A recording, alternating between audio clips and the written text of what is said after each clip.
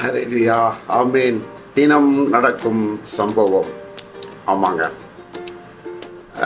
நேற்று ஒருவரோடு உட்காந்து பேசிக்கிட்டு இருந்தேன். அவர் தன் வாழ்க்கையில் வந்த திருப்பத்தை சொன்னார். பொதுவாக சென்னையில் பார்த்தீங்கன்னா ஒரு நல்ல ஏரியான்னு சொல்லுவாங்க. இந்த ஏரியா அப்படின்னா கொஞ்சம் பேடான அனுபவங்களை சொல்லுவாங்க. அதே மாதிரி எந்த ஏரியாவிலையும் சில இடங்களில் இந்த இடம் இப்படிப்பட்டதுன்னு சொல்லுவாங்க, சில குடும்பங்களை இப்படிப்பட்டதுன்னு சொல்லுவாங்க. இதுதான் உலகம். அப்போது ஒரு பர்டிகுலர் ஏரியாவில் பிறந்து வளர்ந்த பையன் ஒரு சிறு தொழில் தான் செய்ய முடிஞ்சுது. அந்த சிறு தொழிலுக்காக ஒரு நண்பர்களோட சேர்ந்து அந்த தொழிலுக்கு சம்பளத்துக்கு போயிருந்தான். பொதுவாக அதுக்கு ஒரு 10 ரூபா சம்பளம்னு வச்சுக்கிட்டிங்கன்னா அதுக்கு ஒரு குரு இருப்பார், மேஸ்திரி இருப்பார். அவர் 7 ரூபா 8 ரூபா 9 ரூபா வரைக்கும் கொடுத்துட்டு மீதி 10 ரூபாயில் உள்ள கமிஷனை அவர் எடுத்துருவா. இது சிறு தொழிலோட ஒரு பேசிக். அந்த மாதிரி சிறு தொழில் பேசிக்காக பல பசங்களை கூட்டிகிட்டு போய் ஒரு இடத்துல ஒரு தொழில் பண்ணிக்கிட்டு இருக்காங்க. மத்தியான டைமில் அந்த தொழில் பண்ணிவிட்டு கீழே இறங்கி வராங்க 3 பேரா. சார் கொஞ்சம் தண்ணி கொடுங்கன்னு கேட்குறாங்க. அந்த வீட்டம்மா உள்ளேருந்து தண்ணி எடுத்துகிட்டு வராங்க. அவர் சார் அங்கே கவனமாக வேலையில் உட்காந்துருக்க தெரியல. இந்த அம்மா தண்ணி எடுக்க உள்ளே போயிட்டு வரும்போது அவங்க வீட்டில் இருந்த ஒரு விலை உயர்ந்த பொருளை டக்குன்னு தூக்கி பாக்கெட்டில் போட்டாங்க. விலை உயர்ந்த பொருள் அங்கே இருந்துச்சு, தூக்கி பாக்கெட்டில் போட்டாங்க. அந்த அம்மாவுடைய நேரம் பாருங்கள், வந்த உடனே அந்த இடத்துல அந்த பொருள் காணலைங்கிறது கண்ணுக்கு தெரிஞ்சிடுச்சு. உடனே வீட்டையா வேலையெல்லாம் முடிச்சதுக்கு பிறகு என்னங்க இந்த மாதிரி வந்தானுங்க, தண்ணி கேட்டானுங்க, இந்த இடத்துல அது காஸ்ட்லியான பொருள் இருந்தது, நான் உள்ளே போன நேரத்தில் எடுத்துட்டானுங்க, யார் எடுத்தானுங்க தெரியல அப்படின்னாங்க. அவர் உடனே மேஸ்திரியை கூப்பிட்டாரு. எப்பா அந்த இடத்துல இந்த பொருள் இருந்துச்சு, இங்கே வந்திருக்காங்க, எடுத்திருக்காங்க, யாருன்னு எடுத்தா சொல்லு, இல்லைன்னா என் ஒய்ஃபோட அண்ணன் போலீஸ்கார் தான் இந்த ஸ்டேஷனில் தான் இருக்கார், இப்போமே ஃபோன் பண்ணிடுவோம் அப்படின்ட்டு இருக்காப்புல.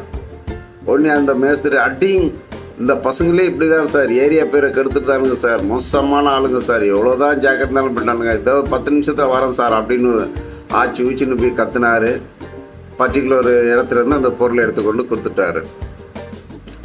அப்போ இந்த பொருளை எடுத்தது யார், திருட்டு பையில அவங்க கூட வச்சுருக்கியான்னு கேட்குறாரு.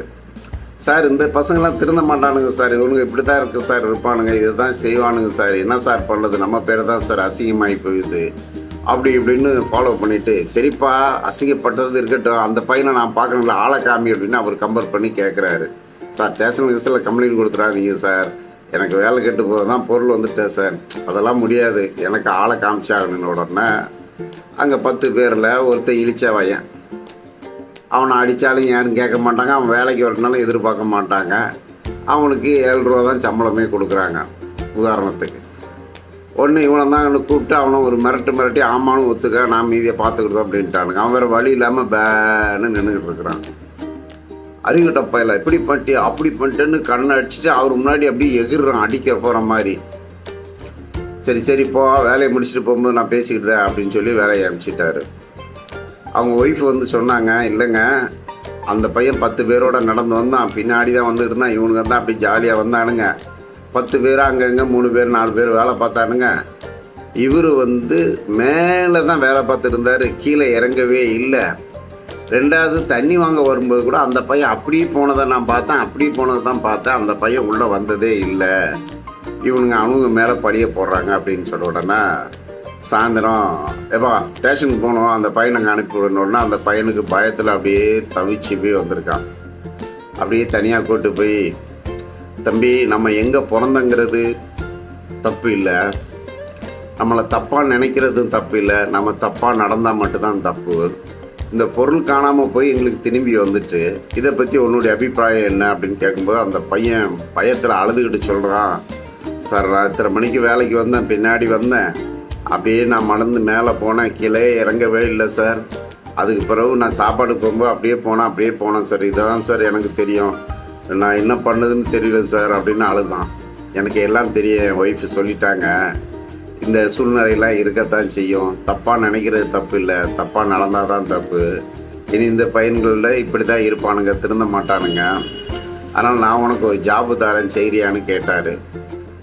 சொல்லுங்கன்னாரு. அவருடைய நண்பருக்கு ஃபோன் பண்ணி, இந்த மாதிரி இந்த பையனுக்கு இந்த ஜாப்பை கொடுங்கனோன்னா அவர் வீடியோ காலில் அந்த ஏரியாக்களை காமிச்சார். அவனுக்கு 10 ரூபாய்க்கு பதிலாக 11 ரூபா கொடுத்து நீ ஒருத்தனே செய்யணும் கொடுத்தாரு. அன்றையிலேருந்து அவன் ஜாபு செய்து அவன் வாழ்க்கையில் முன்னேற ஆரம்பிச்சிட்டாங்க. கடவுள் அற்புதத்தை பண்ணார். நீ இந்த ஏரியா வழியாக பிறந்தா.